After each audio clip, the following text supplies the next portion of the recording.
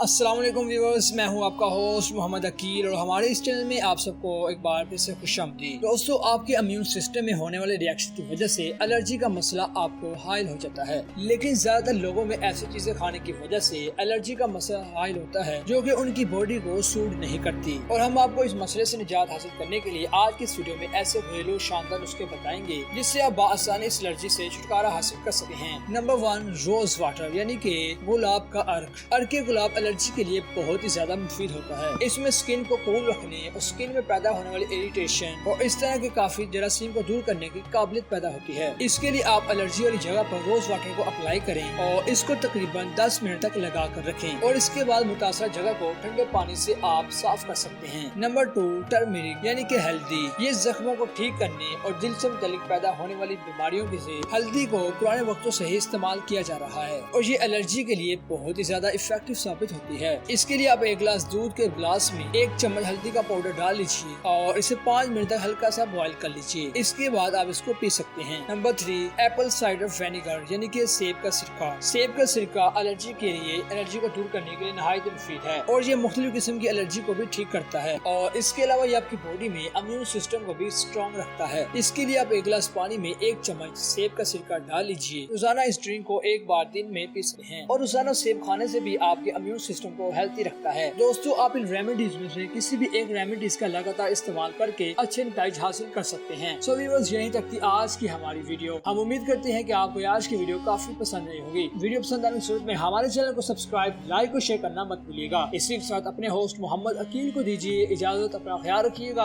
अल्लाह हाफिज।